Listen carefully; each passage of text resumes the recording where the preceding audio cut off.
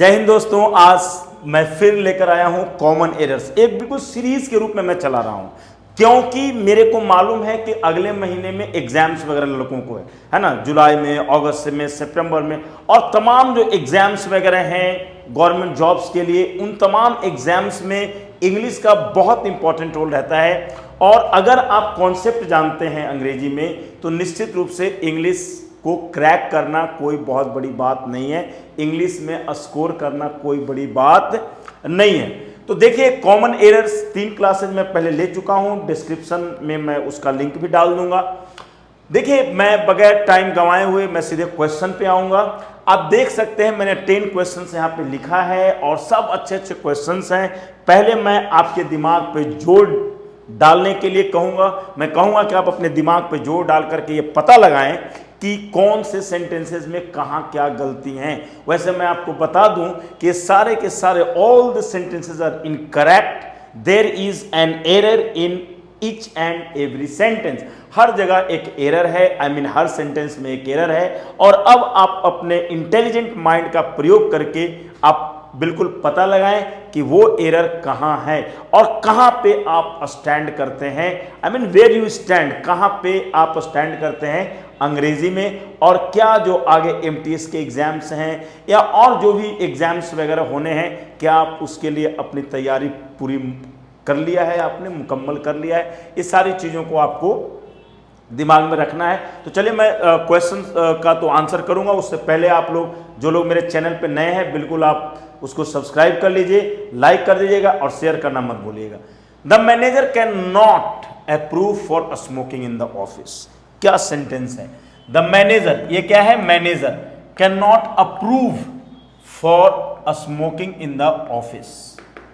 Approve का मतलब जानते ही आप लोग, किसी चीज को अनुमोदित कर देना, अप्रूव कर देना। हमेशा एक बात रखिए याद कि अप्रूव के साथ जो होता है ना, अप्रूव जो वर्ड है इसके साथ जो प्रीपोजिशन आएगा दोस्तों वो ऑफ आएगा, ऐसे सेंस में, ना कि फॉर आएगा। यानी यहां पे क्या आएगा? यहां पे ऑफ आएगा, फॉर में गलती है। यानी the manager can not approve of a smoking in the office. यानी कभी भी मैनेजर जो है कि मतलब अप्रूव नहीं कर सकते हैं, है ना, किसमें? स्मोकिंग करने में। कहां? ऑफिस में। चलिए, अब मैं दूसरे क्वेश्चन की तरफ आगे आता हूं। दूसरा क्वेश्चन है, Eliza speaks very well English. कुछ ना कुछ गलती है, थोड़ा दिमाग, ये तो मुझे लगता है कि आप लोगों ने बना लिया, ये मेरे दिमाग में आ गया, आप सभी लोगों को आता है ना। Eliza speaks very well English. Very well English कभी सुना है ऐसा? वेरी वेल इंग्लिश गलती लग रहा है ना, थोड़ा बहुत लग रहा है कि कुछ ना कुछ गलती है। ठीक है, आपको नहीं मालूम लेकिन गलती है। देखिए, हमेशा याद रखिएगा, Eliza speaks English very well, है ना, Eliza speaks English very well, ये अंतिम में आएगा। Eliza speaks English very well, यानी वेरी वेल यहां पे ना आ करके ये जो वेरी वेल है ये यहां पे आएगा, अंतिम में आएगा। यानी Eliza speaks English very well. समझ में आ रहा है? एडवर्ब है तो कहां क्या किनका आसान होता है आपको मालूम। तो इस तरीके से मैंने दूसरा क्वेश्चन आपको पढ़ाया। Eliza speaks very well English नहीं, Eliza speaks English very well. अगला है तीसरा क्वेश्चन जो आने वाला है, वो आप देख रहे हैं, आपके बोर्ड पे यहां नजर आ रहा है। ही ऑलरेडी गेव मी मनी। ही ऑलरेडी गेव मी मनी। जिन बच्चों को टाइम एंड टेंस पता होगा उनको समझ में आ गया होगा कि कहां पे एरर है, लोचा कहां पे है ना, कहां पे जो है कि वो लीकेज है ना, कहां पे गड़बड़ झाला हुआ है। आई थिंक जिन लोगों ने पढ़ा है उनको मालूम है। तो सोचकर बताइए कहां पे, दिमाग में अगर आ गया होगा बिल्कुल कमेंट बॉक्स में जाइए और लिख दीजिए कि सर यहां पे गलती है। बिल्कुल, क्यों ये कर रहे हैं, बिल्कुल जाके लिखिए आप कमेंट बॉक्स में, बिल्कुल कमेंट बॉक्स में लिखिए। देखिए दोस्तों, मैं आपसे जो बताना चाहता हूं वो ये है कि जो ऑलरेडी है ना, ऑलरेडी का प्रयोग हमेशा याद रखिए प्रेजेंट परफेक्ट में होता है। ऑलरेडी का अमूमन जो प्रयोग होता है वो कहां होता है? प्रेजेंट परफेक्ट में। और कहता है ही ऑलरेडी गेव मी मनी, ये सेकेंड फॉर्म यानी पास्ट इंडेफिनिट में ये यूज करा हुआ है, तो यहाँ पे ये गलत माना जाएगा। तो हम इसको पूरा का पूरा प्रेजेंट परफेक्ट बनाना पड़ेगा। यानी इसका जो सही होगा वो होगा ही हैज ऑलरेडी गिवन, यानी यहाँ पे हमें हैज लगाना पड़ेगा। ही हैज ऑलरेडी, और यहां पे गिवन करना पड़ेगा। यहां पे क्या करना पड़ेगा? गिवन करना पड़ेगा, यानी सही उत्तर होगा he has already given me money, present perfect में बनेगा। चलिए अब मैं आता हूं चौथे क्वेश्चन की तरफ। चौथा क्वेश्चन थोड़ा समझ के बनाइएगा आप लोग, वैसे ये हल्का है ना, इतना तो जानकारी आपको होगी ही, लेकिन फिर भी आपको फाइट करना है। अब फाइट में मतलब जो है ये नहीं देखना है कि आता है नहीं आता है, आपको कमेंट बॉक्स में जाकर के लिख देना है। They liked to playing with me, they liked to playing with me. देखिए कुछ तो आ रहा होगा आपको समझ में, इस तरह का सेंटेंस आपने पढ़ा होगा, कुछ तर्क लगाइए, कुछ लॉजिक लगाइए कि कहाँ पे आप गलतियां कर रहे हैं, है ना। मैंने कहाँ पे गलती लिखा है? They liked to playing with me, they liked to playing with me. अब they like to playing with me, अब सोचिए जरा, मैंने आपको क्या पढ़ा? लाइक टू के बाद पहला फॉर्म पढ़ाया, जहाँ पे भी पढ़ाया होगा, टेंस वगैरह के वीडियोस बहुत सारे भरे पड़े हैं, जाकर के आप देखिए प्लेलिस्ट में, सब कुछ आपको मिल जाएगा मेरे यहाँ। तो दे लाइक टू प्लेइंग नहीं होगा, दे लाइक टू प्ले होगा, यानी यहाँ पे जो है प्ले होगा। टू के बाद देखिए, टू के बाद हमेशा V1 होता है, ठीक है। एक तो ये इसका तर्क है। दूसरा लॉजिक मैं आपको बता रहा हूं, दे लाइक्ड प्लेइंग विद मी भी हो सकता है, यानी लाइक्ड के बाद चौथा फॉर्म डायरेक्ट आ सकता है, लाइक्ड प्लस फोर्थ फॉर्म, ये भी चीज मैं आपको बता रहा हूं। लाइक्ड के बाद टू प्लस फोर्थ फॉर्म नहीं आएगा, लाइक्ड आएगा तो चौथा फॉर्म आएगा तो टू को जाना पड़ेगा, यानी यहां पे दो, there are two possibilities here. What are the possibilities? Let me explain. कहता है कि they liked to play with me, या तो पहला फॉर्म हमको करना पड़ेगा, और नहीं तो चौथा फॉर्म यदि हमें रखना है तब हमें बोलना पड़ेगा दे लाइक्ड प्लेइंग विद मी। हमेशा एक बात याद रखिए कि अंग्रेजी में अगर आप गलत स्पीकिंग करते हैं तो ये बहुत बुरी बात होती है। आप सही स्पीकिंग कैसे सीखेंगे? वो ऐसे ही आप सीख सकते हैं कि कहाँ क्या चीज़ नहीं लगता है। ग्रामर की मोटी मोटी किताबें तो आप पढ़ते हैं, मोटी मोटी किताबें से शायद ही आप लोग सीख पाते हैं। मैं ये मानता हूं कि you need to have a practical approach with the language. Practical approach रखिए आप। माई एल्डर, सॉरी, ये पांचवा क्वेश्चन है। I had not car those days, I had not car those days. देखिए इसमें बहुत भारी गलती है, और इस गलती को आपको पकड़ना ही पड़ेगा कि गलती कहां से है, किस तरीके से है ये गलती। आई had not car those days, जिनको मालूम होगा वो मुस्कुरा रहे होंगे, उनके चेहरे पे मुस्कान को मैं समझ सकता हूं, है ना। तो जिन्हें आता है उनको लगा क्या तरीके, सर ने तो यहाँ पे ये गलती कर दिया है। तो आप बताइए कहाँ पे गलती है। चलिए मैं आप लोगों को खुद ही बता देता हूँ। देखिए दोस्तों, हमेशा एक बात याद रखिए कि इस तरह के जो सेंटेंस होंगे, तो नॉट यदि आपको आ रहा है तो नॉट के बाद देखिए कि एनी है या नहीं है, ठीक है, या कोई ए या एन है, या मतलब कोई ए एन कह रहा हूं, कोई एनी है या नहीं है, और कोई नंबर है या नहीं है। अगर नंबर है और एनी है तब तो नॉट सही है ना, और नहीं तो फिर गड़बड़ है। आप यहां देखिए कि नॉट तो दिया हुआ है लेकिन कोई एनी शब्द नहीं दिया हुआ है और कोई संख्या नहीं है ना, इसलिए ये गलत है।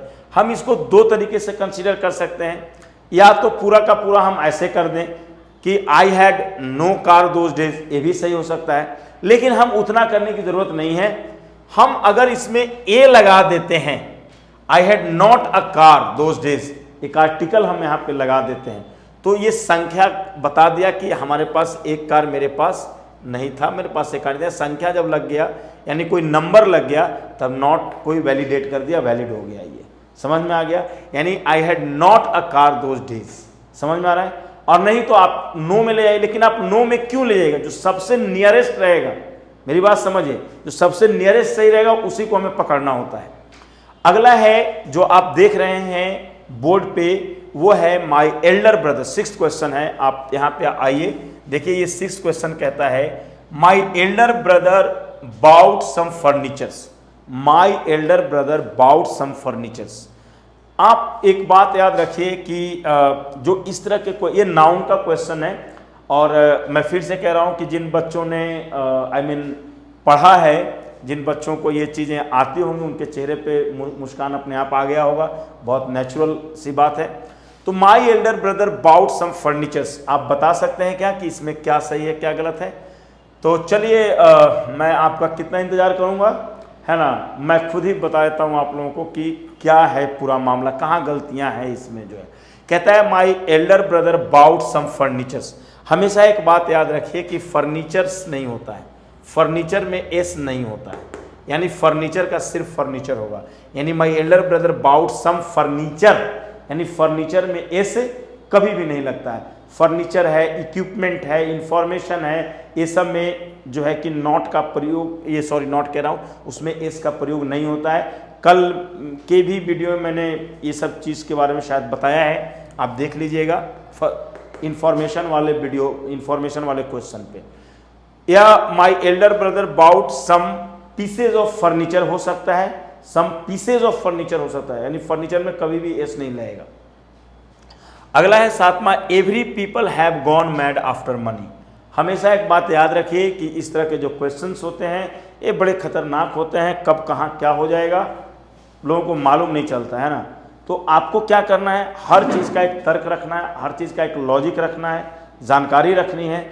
हमेशा एक बात याद रखिए कि एवरी जो होता है, हमेशा याद रखिए एवरी या इच, इसके बाद जो नाउन आएगा ना वो आएगा सिंगुलर नाउन। ये दिमाग में आप रख लीजिए, चाहे जो भी हो जाए नाउन आएगा सिंगुलर।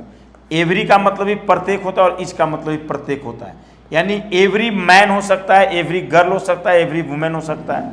एवरी गर्ल्स कभी भी नहीं होगा, मेन कभी भी नहीं होगा, है ना, माने प्लूरल में नहीं होगा। इच है तो इच गर्ल, इच बॉय हो सकता है, इच बॉयज, इच गर्ल्स नहीं हो सकता है। तो यहां जो गलती है पीपल में गलती है, यहां पे पीपल नहीं होगा, ठीक है। एवरी पीपल नहीं हो सकता है ना, पीपल अपने आप में प्लूरल है और इच और एवरी के बाद क्या चाहिए होता है, सिंगुलर चाहिए होता है। यही बात को आपको समझना है।